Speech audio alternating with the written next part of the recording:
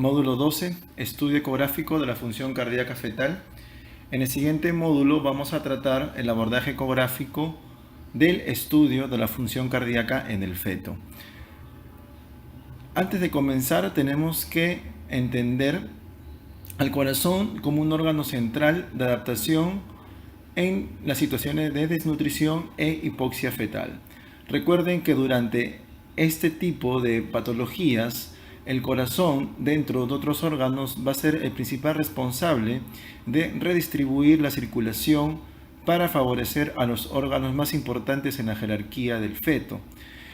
Estas situaciones se pueden dar en diversas patologías, entre ellas vamos a resaltar y vamos a hablar más adelante y vamos a explayarnos un poco más acerca de la restricción del crecimiento fetal. También existe este tipo de estudios, o se puede aplicar este tipo de estudios en los síndromes de transfusión feto-fetal, en la diabetes mellitus materna y también en las cardiopatías congénitas. Hay que entender que actualmente la función cardíaca fetal es un área en investigación. No se han establecido todavía ninguna guías, ninguna prueba de bienestar fetal en la cual se indique hacer este tipo de pruebas para tomar decisiones respecto al término o manejo en ciertas patologías. Sin embargo, el avance de la tecnología y los diversos estudios que se están haciendo con las diferentes líneas de investigación actualmente están posicionando a la función cardíaca fetal como uno de los estudios prometedores para el estudio, o mejor dicho, para poder evaluar el bienestar fetal, entendiendo al bienestar fetal como las situaciones agudas de hipoxia y acidemia fetal. Entonces, la función cardíaca fetal se podría considerar como una prueba que nos puede dar luces para ayudarnos a la predicción del pronóstico perinatal. Y es por eso y es importante aprender la función cardíaca fetal para poder nosotros ampliar nuestros conocimientos respecto a las patologías. Antes de hablar de las pruebas en sí que vamos nosotros a presentar y que vamos a tratar en este capítulo, tenemos nosotros que repasar cómo es el ciclo cardíaco fetal, porque muchas de estas pruebas van a estar basadas en el conocimiento y la relación que existe entre las fases del ciclo cardíaco. Entonces vamos a reconocer las cinco fases del ciclo cardíaco. Son 5 fases, en las cuales podemos nosotros a grosso modo ver que son 3 de la diástole y 2 que corresponden a las sístoles. Las 3 primeras fases, las que corresponden a la diástole, empieza con la fase de relajación isovolumétrica. La fase de relajación isovolumétrica ocurre terminando la sístole y cuando se cierra las válvulas semilunares, ¿no? En este caso vamos a hablar de corazón izquierdo para poder entenderlo un poco mejor. Cuando se cierra la válvula de la arteria aorta y antes de que se aperture la válvula mitral para que inicie el llenado de sangre en el ventrículo izquierdo, existe una fase, un momento, un instante de tiempo en la cual el corazón empieza a relajarse, pero con las válvulas aórtica y las válvulas mitral cerradas. Este pequeño espacio, este pequeño lapso de tiempo se conoce como relajación isovolumétrica y nosotros podemos darnos una orientación según el esquema del EKG, como ustedes pueden ver en la diapositiva, antes de la despolarización atrial que corresponde a la onda P. Ese instante previo se conoce como relajación isovolumétrica. Luego viene la fase diastólica, ¿no? En la cual nosotros vamos a identificar dos tipos de llenado, el llenado temprano y el llenado tardío. Eso lo vamos a ver mejor en un gráfico de flujos.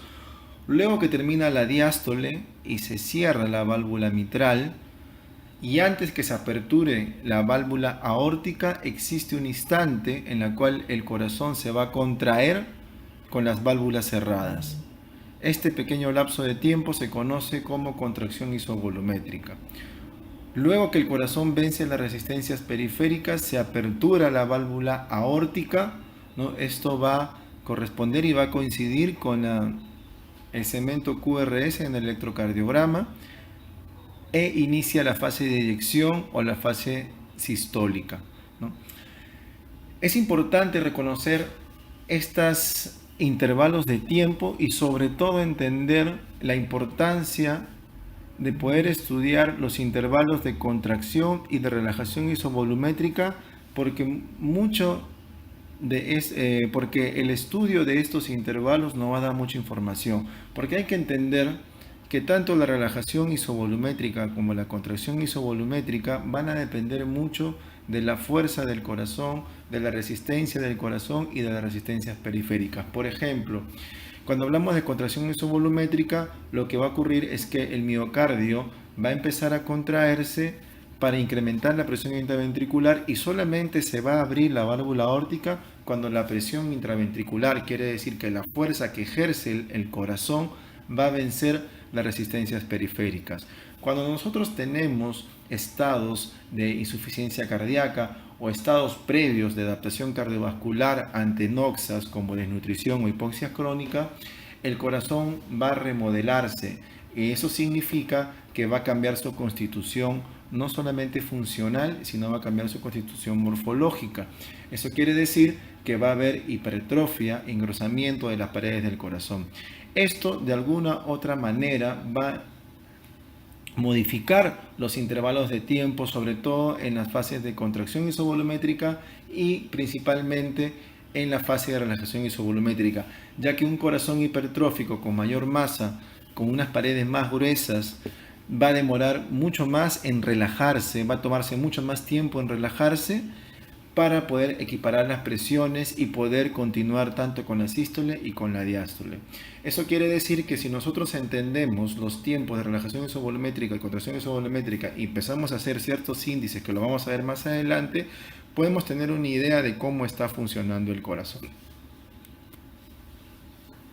Vamos entonces a complementar con estos gráficos lo que corresponde al ciclo cardíaco. Ya no lo vamos a relacionar tanto con los fenómenos de despolarización eléctrica que nos interesan un poco más cuando estudiamos arritmias, sino vamos a ver ya la parte más práctica, sobre todo en cómo nosotros vamos a poder identificar estas fases haciendo uso de la ecografía.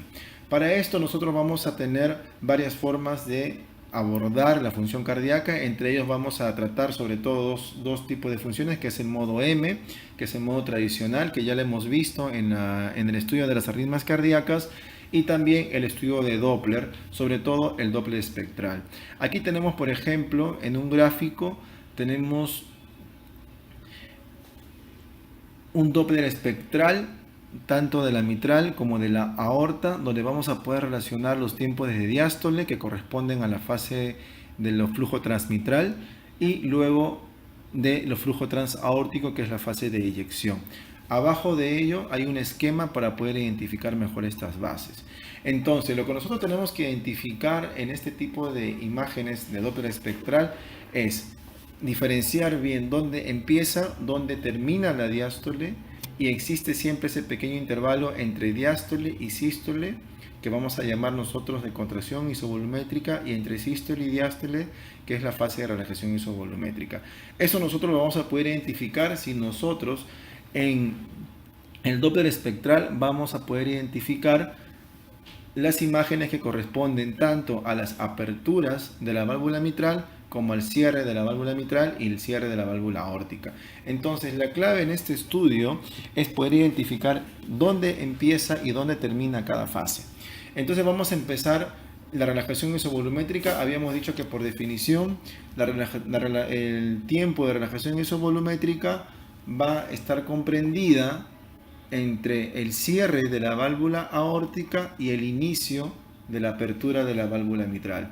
Ese intervalo en que se cierra la válvula aórtica y se abre la válvula mitral, ese es el intervalo que nosotros vamos a poder identificar en el Doppler espectral y que vamos a considerar como tiempo de relajación isovolumétrica.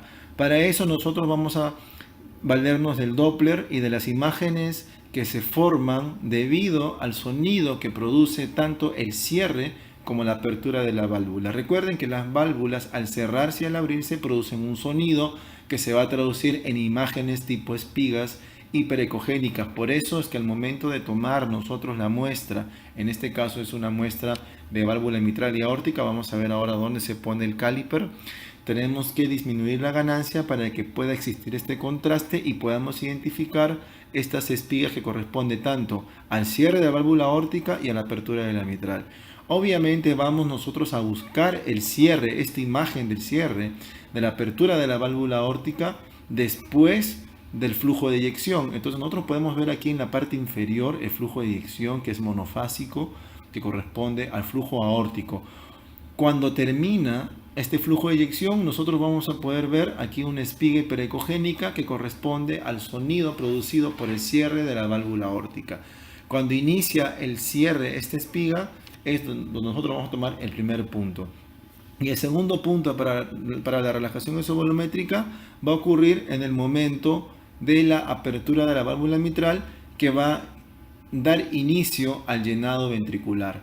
Entonces este intervalo que ustedes lo pueden ver aquí en la franja amarilla corresponde al tiempo de relajación isovolumétrica. Una vez que las presiones auriculares vencen a las presiones intraventriculares producidas por la relajación que ocurre en esta etapa, se va a aperturar la válvula mitral. Una vez que ocurre la apertura de la válvula mitral, va a haber un flujo anterógrado desde las aurículas hacia los ventrículos. Entonces estamos hablando del flujo de llenado diastólico. El flujo de llenado diastólico es importante que nosotros tengamos que reconocer, porque en situaciones de normalidad este flujo espectral del llenado diastólico es un flujo bifásico. Eso quiere decir que vamos a encontrar dos momentos. El primer momento va a ser el llenado temprano, que se reconoce con la letra E, de sus siglas en inglés de early. En este caso, la fase temprana de la diástole va a estar determinada por el flujo que ocurre por la diferencia de presión entre la aurícula y el ventrículo. En este caso estamos hablando del corazón izquierdo, lo hemos puesto como ejemplo. También se podría utilizar en el corazón derecho, pero en este caso estamos viendo válvula mitral. Entonces, la primera fase de llenado diastólico antelógrado transmitral corresponde a la fase temprana. La fase temprana se da porque la aurícula izquierda le gana en presión al ventrículo izquierdo.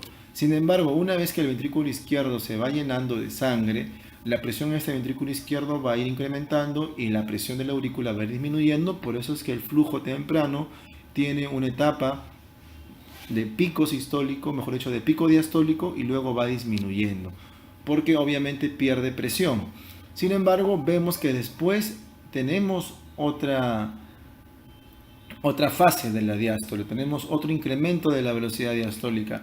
Y este incremento de la velocidad diastólica, que se correspondería a la segunda fase de la diástole, corresponde a la fase de contracción atrial. Entonces, identificamos dos momentos en la diástole. La primera, la diástole temprana, que es la onda E, y segunda fase, que es la onda A, que corresponde a la fase atrial. Este flujo va a depender directamente de la fuerza de la contracción de la aurícula. Esto también lo hemos mencionado cuando nosotros hemos estudiado las arritmias, ya que la onda A nos está mostrando indirectamente la contracción de la aurícula. Entonces nosotros podemos medir algunos intervalos y relacionar, ¿no?, sobre todo las contracciones atriales en la fase de llenado diastólico. Entonces, la fase diastólica son dos, repetimos: fase temprana, onda E, y fase tardía o fase atrial o diástole atrial, que es la onda A. Todo esto corresponde a la fase de llenado ventricular. Una vez que se contrae la aurícula y termina de haber un pase entre la aurícula y el ventrículo otra vez empieza a llenar y la presión intraventricular empieza a incrementar, y es en este momento donde se cierra la válvula mitral. Sin embargo, existe un intervalo entre que se cierra la válvula mitral y se apertura la válvula aórtica. Esto ocurre porque el corazón todavía no tiene la presión suficiente para vencer las resistencias sistémicas. Entonces va a haber un momento que el corazón se va a empezar a contraer Sin embargo, las válvulas van a estar cerradas y estamos entonces en la fase, iniciando la fase sistólica que se conoce como la primera fase, que es la contracción isovolumétrica. Entonces vamos a marcar el tiempo desde que se cierra la válvula mitral. Podemos nosotros identificar el cierre de la mitral en este gráfico. Luego que termina la onda A, vamos a encontrar nosotros una espiga pericogénica que corresponde al sonido producido por el cierre de la válvula mitral. Y luego vamos a ver la espiga de apertura. Generalmente las imágenes y los sonidos de apertura de las válvulas son mucho más sutiles que los sonidos producidos por el cierre de las válvulas. Sin embargo, si estamos en el corte correcto, lo vamos a poder identificar. En este caso, estamos identificando el cierre de la mitral y la apertura de la aorta. Este espacio se conoce como contracción isovolumétrica. Luego que el corazón vence las resistencias y se apertura la válvula aórtica, vamos a tener la fase de eyección monofásica, porque el ventrículo solamente se contrae una sola vez por ciclo, no tiene esta onda bifásica que es característica de la diástole, y vamos a ver la fase de eyección.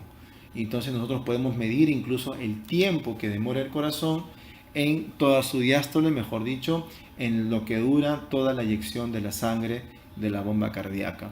¿Y dónde termina y dónde vamos a nosotros a poner el límite de la eyección? Cuando nosotros observamos la imagen producida por el cierre de la válvula aórtica. Entonces aquí tenemos la fase de la eyección. Recapitulando de manera muy rápida, estas son las fases de ciclo cardíaco correspondientes a las imágenes de despolarización del corazón.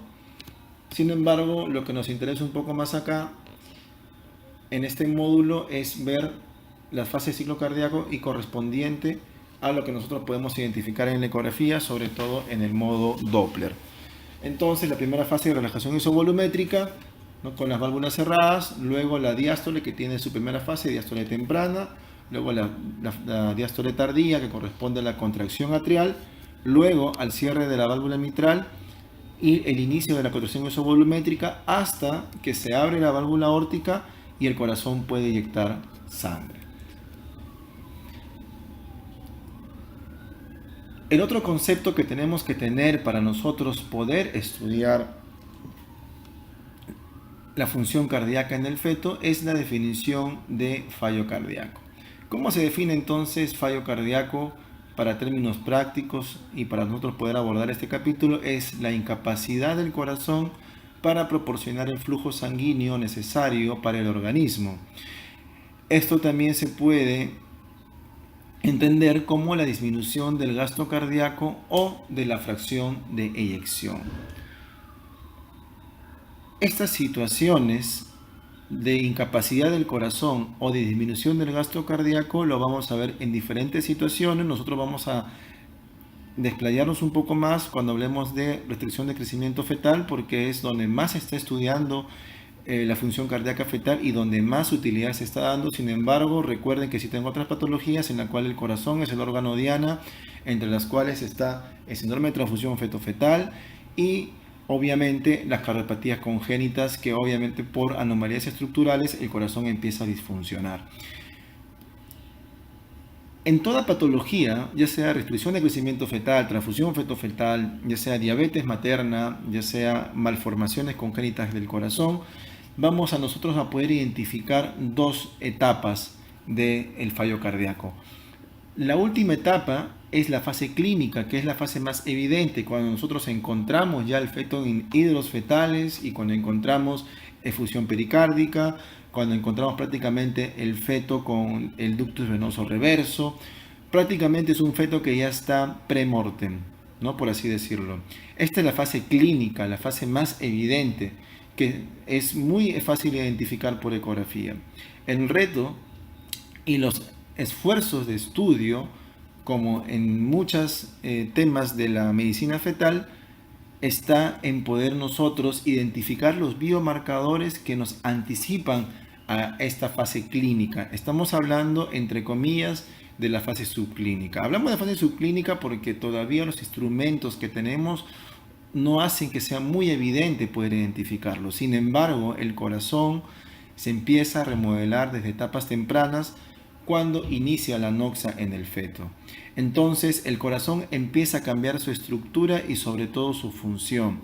Estos cambios pueden ser muy sutiles y por eso a esta etapa se le puede considerar como la fase subclínica de la disfunción cardíaca. Entonces estamos identificando una etapa preclínica o una fase subclínica donde nosotros vamos a estudiar algunos biomarcadores que nos van a predecir deterioro del corazón, o mejor dicho, que nos van a anticipar a la fase clínica cuando ya tenemos un corazón hipertrofiado, que tiene fallo al momento de la contracción y que obviamente como consecuencia de este fallo cardíaco va a empezar a acumular líquido, va a tener dificultad para el retorno venoso y por ende vamos a encontrar hidros fetales y alteración del Doppler venoso fetal. Entonces hemos identificado estas dos fases y lo que vamos a enfocarnos es en los biomarcadores de la fase subclínica del fallo cardíaco. Cuando hablamos de función cardíaca fetal, estamos hablando de un capítulo bastante extenso. Este capítulo es un capítulo de manera introductoria, es un capítulo de manera muy general. No vamos a tratar todos los puntos que corresponden a la función cardíaca. Sin embargo, vamos a mencionar en este cuadro cómo nosotros podemos hacer el abordaje de la función cardíaca.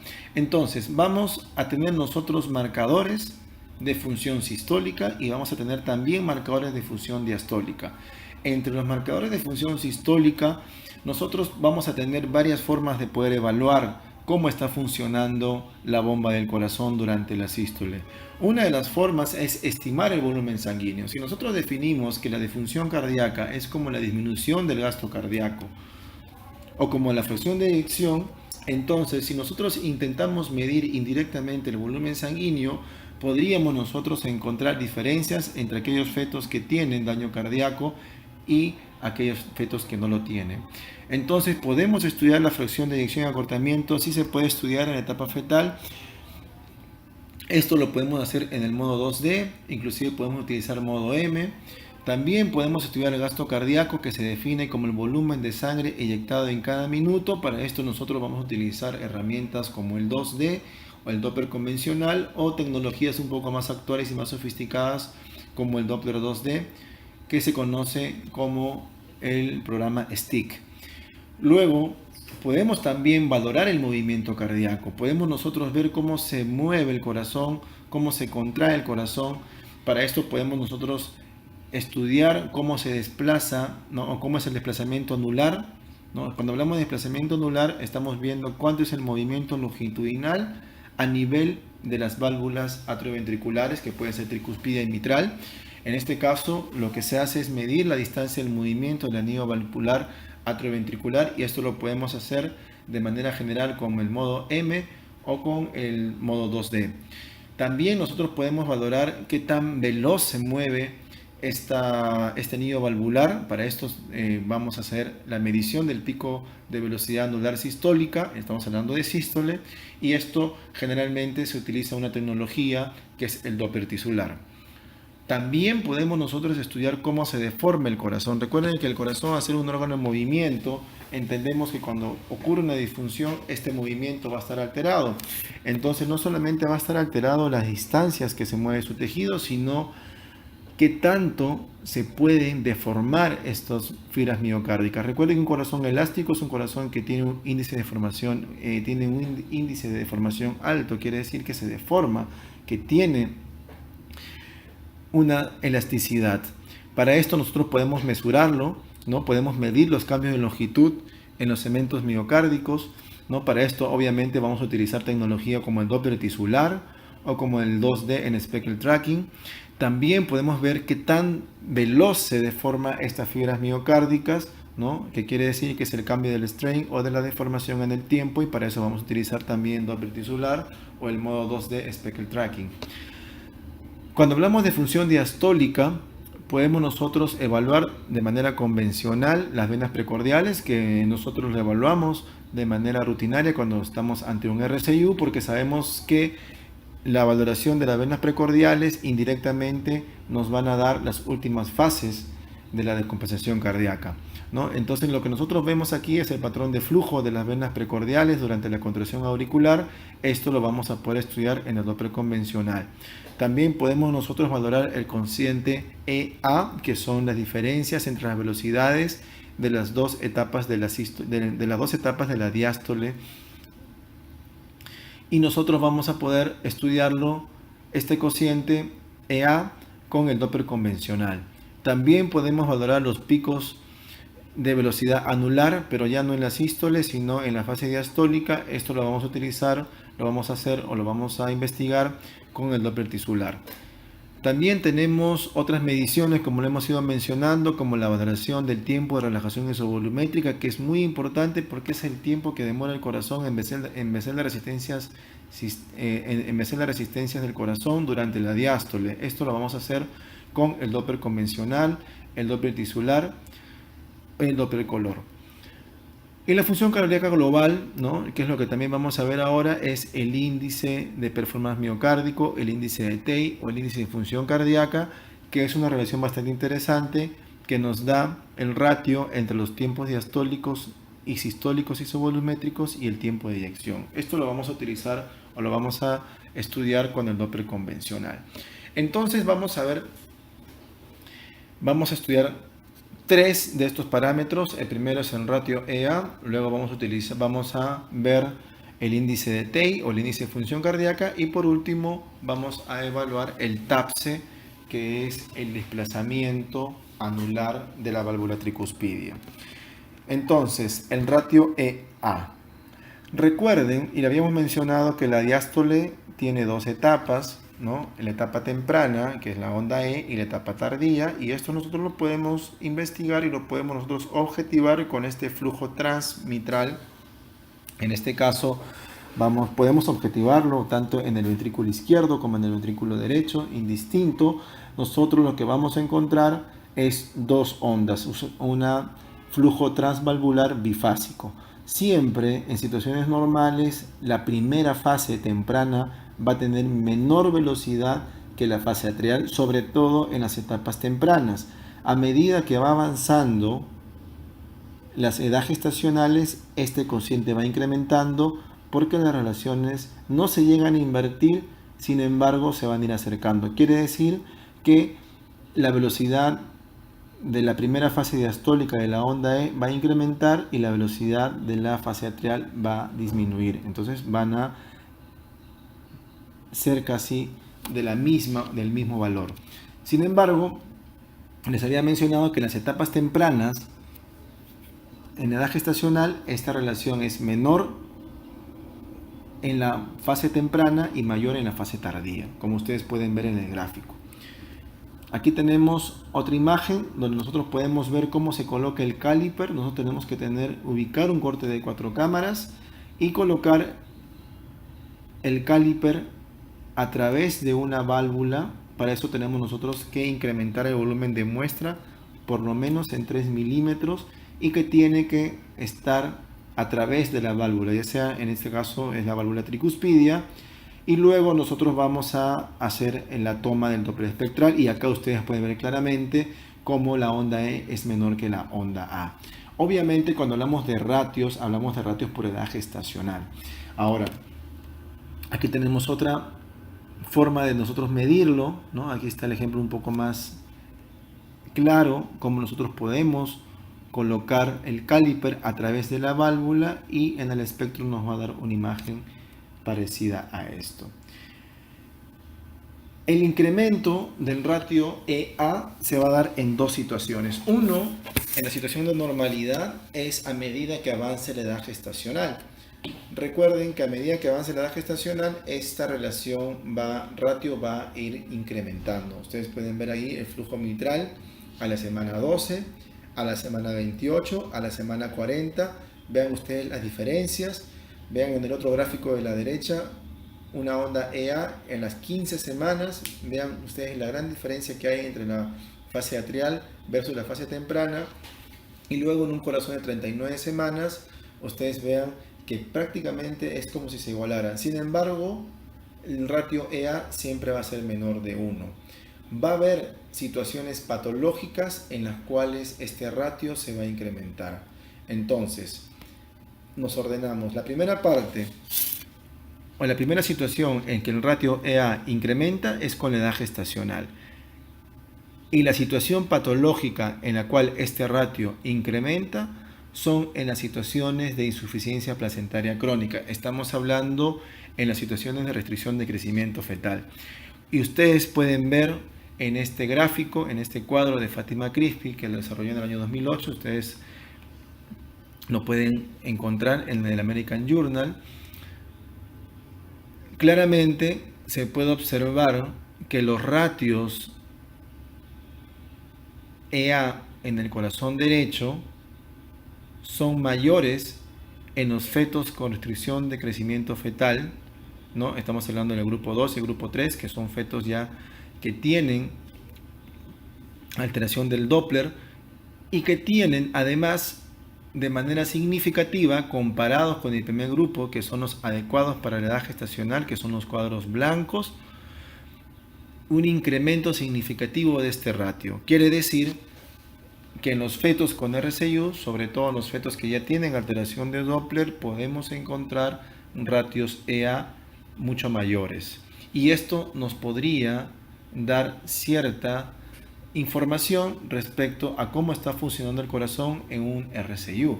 Ahora, recuerden que en los RCIU, en este estudio, en los RCIU más leves, sí había aparentemente un incremento de ratio EA, pero al hacer las ecuaciones estadísticas esto no resultó ser significativo.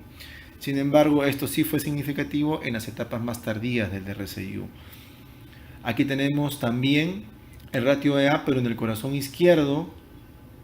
Ustedes vean también cómo de manera significativa en el grupo 2 y en el grupo 3 de los RCIU, que son los RCIU más avanzados, tienen mayores ratios EA comparados con los fetos adecuados para la edad gestacional. Quiere decir que sí existen cambios a nivel de la fase de llenado diastólico en los fetos con RCIU, y esto es entendible porque en los fetos que tienen insuficiencias placentarias más severas, vamos a tener corazones con mucho mayor remodelación tisular. Quiere decir que vamos a encontrar corazones con mayor masa muscular, y esto va a modificar las ondas de llenado diastólico, porque vamos a tener un corazón con mayor resistencia. Entonces, en estos corazones vamos a encontrar probablemente mayor tiempo de relajación isovolumétrica y también una inversión del flujo tanto en el llenado temprano versus el llenado tardío. Aquí tenemos otro ejemplo de cómo nosotros podemos investigar el ratio EA. Y aquí tenemos, ¿no?, unos ejemplos de cómo se invierte este ratio. Prácticamente primero aquí se igualan, ¿no?, el ratio EA, y luego se invierte, ¿no?, la onda E mayor que la onda A. Estas dos imágenes son imágenes tomadas de fetos con RCIU. Estos son con RCIUs en etapas avanzadas, ¿no?, para que se pueda observar claramente cómo existe ya una alteración en la diástole, porque los flujos ya no son normales, se invierte esta relación EA claramente. Esto quiere decir que ya estamos encontrando disfunción cardíaca. El otro índice que va a ser de mucha utilidad, ¿no?, y es uno de los índices que más he estudiado, es el famoso índice de TEI o el índice de performance cardíaco. Cuando hablamos de fases del corazón, explicamos a detalle cuáles son las 5 fases y cómo nosotros podemos identificar estas fases en el espectro. Para eso les había mencionado que tenemos que tomar una muestra que coja tanto el flujo diastólico a través de la válvula mitral y el flujo sistólico a través de la válvula aórtica. El índice de TEI o el índice de performance cardíaco nos obliga a tomar una muestra que coja tanto la diástole como la sístole. Quiere decir, es una muestra que va a tener parte de la válvula atrioventricular y parte de la válvula semilunar. Esto se puede tomar tanto en el corazón izquierdo como en el corazón derecho. Sin embargo, en el corazón derecho, a partir de la semana 16, prácticamente este índice es más difícil tomarlo porque a medida que va creciendo el corazón, se va incrementando la distancia entre la válvula tricuspidia y la válvula pulmonar, cosa que no ocurre en el corazón izquierdo.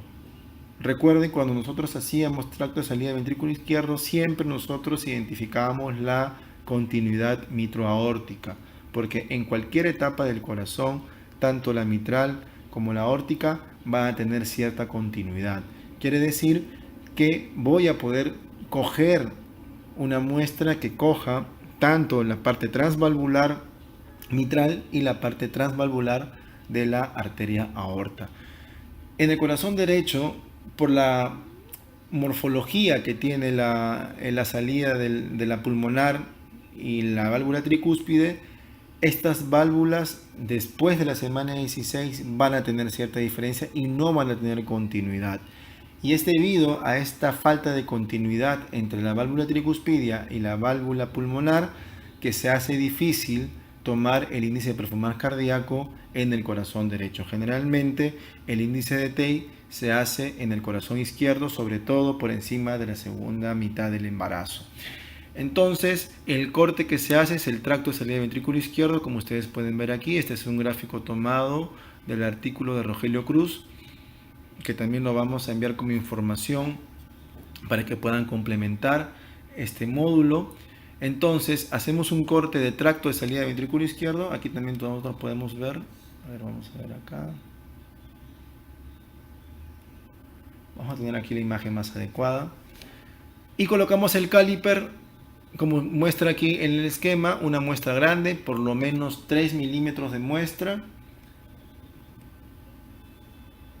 Y una vez que tomamos, vamos a encontrar una onda parecida a esta. Primero el esquema para poder orientarnos mejor y después ya vamos a verlo en la imagen del Doppler. Entonces vamos a tener un flujo mitral que se caracteriza por un flujo bifásico, la onda E y la onda A. Recuerden que la onda A siempre va a ser mayor. Y luego vamos a ver el lapso, el intervalo de tiempo que corresponde a la contracción isovolumétrica y luego a la fase de eyección, que es un flujo monofásico. Luego que termina la eyección vamos a tener el intervalo de relajación isovolumétrica y luego va a continuar la siguiente fase diastólica. Para eso tenemos que identificar los sonidos tanto de apertura como de cierre. Entonces aquí vamos a ver en el esquema, ¿no? En el flujo bifásico, aquí está señalada con las flechas amarillas lo que corresponde a los clics de la válvula mitral. El primer clic, como ustedes pueden ver, es el sonido de apertura. El segundo clic es el sonido de cierre, ¿no? Vean ustedes cómo es la morfología y vean ustedes en la imagen de arriba cómo se intenta identificar estos sonidos de apertura y cierre en las imágenes del espectro. Aquí también señala con las flechas amarillas los clics de la válvula aórtica, que corresponde tanto a la apertura de la válvula aórtica y al cierre de la válvula aórtica.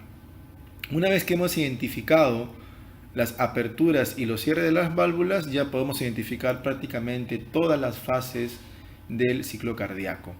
El índice de TEI se define entonces como la relación entre los tiempos de relajación y contracción isovolumétrica sobre el tiempo de eyección. Entonces lo que hacemos es medir el tiempo de contracción isovolumétrica que está entre el cierre de la mitral y la apertura de la aorta, y el tiempo de relajación isovolumétrica que se da entre el cierre de la aorta y la apertura de la mitral.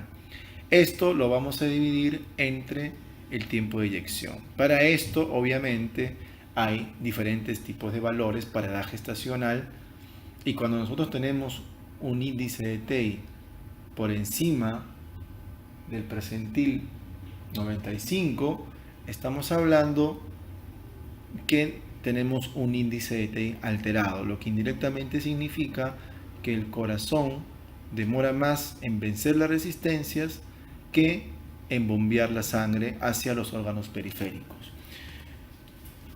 Entonces aquí tenemos, ¿no?, un ejemplo de cómo vamos a medir el índice de este feto, ¿no? Acá vemos ustedes la imagen superior, un corte de tracto de salida de ventrículo izquierdo. De preferencia tenemos que tener un corte apical, ¿no?, con la punta hacia arriba.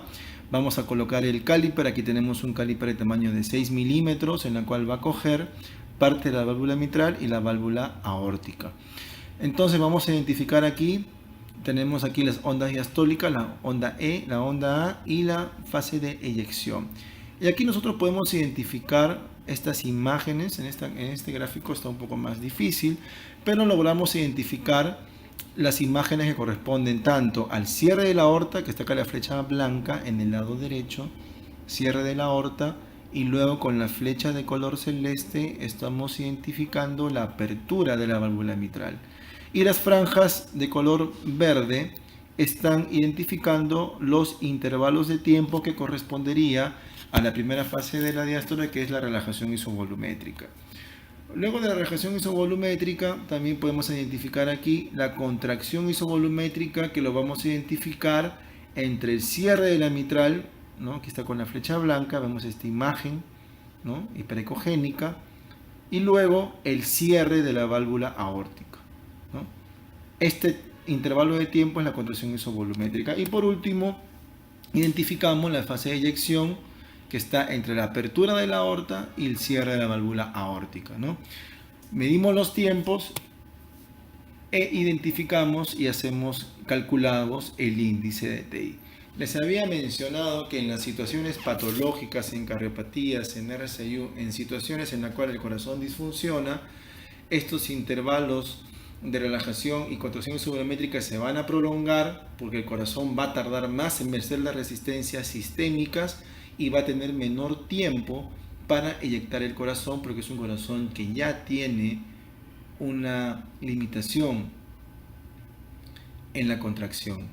Entonces, al entender esta relación de incremento de los tiempos de relajación y contracción isovolumétrica y la disminución del tiempo de la fracción de eyección, podemos entender por qué a mayor índice de TI significa que el corazón tiene disfunción cardíaca.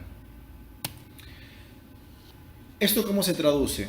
¿Esto tiene alguna relevancia clínica? Ustedes pueden ver en estos gráficos, también estudiados por Fátima Crispi, que los fetos con RCU, en este caso todos los fetos con RCU, tenían de manera significativa mayores tiempos de relajación isovolumétrica. En el cuadro de la derecha, relajación isovolumétrica, ¿no?, tenía mayor tiempo de relajación isovolumétrica. Y cuando se hizo el cálculo del índice de TI, también de manera significativa en los grupos con RCU también tenían mayores valores de índice de TI comparados con los fetos que están adecuados para la edad gestacional. Eso significa que el índice de TI, tanto como el índice de relajación isovolumétrica, son biomarcadores ecográficos que están alterados en los fetos con desnutrición e hipoxia crónica. En este otro estudio lo que se intentó fue utilizar al índice de TI como una prueba, un biomarcador adicional, un instrumento adicional para poder seleccionar aquellos fetos que ya tenían un compromiso de desnutrición crónica y que están siendo evaluados por la forma convencional del Doppler, que es el ductus venoso.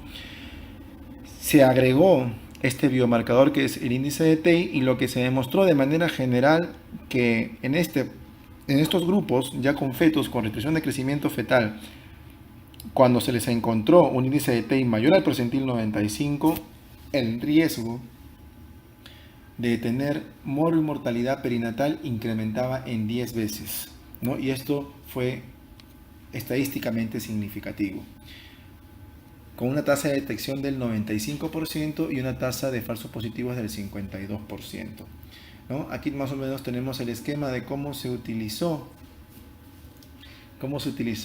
el índice de TI para poder mejorar y poder filtrar mejor aquellos fetos que ya tenían restricción de crecimiento fetal y que, a pesar de que en algunos casos, teniendo Doppler normal del ductus venoso, como en este primer grupo que podemos acá evaluar menos de 28 semanas, ¿no?, el 53% tenía ductus venoso presente, Pero cuando se encontró que tenían índice de TI mayor al percentil 95, a pesar de que tenían ductus venoso normal, el 70% de esta población tenía un evento adverso perinatal. Para terminar, vamos a mencionar otro biomarcador de función cardíaca, que es el TAPSE, ¿no? Que es el movimiento del plano anular tricuspidio. Esto se puede hacer tanto en la válvula tricuspidia como en la válvula mitral, como en la porción segmentaria del septo del corazón. Entonces tenemos el TAPSE, el MAPSE y el SAPSE, según donde nosotros podemos medir, de los cuales el que mejores resultados ha presentado, ¿no? El que mejor reproducibilidad ha tenido para el estudio es el TAPSE. Y esto tiene una razón.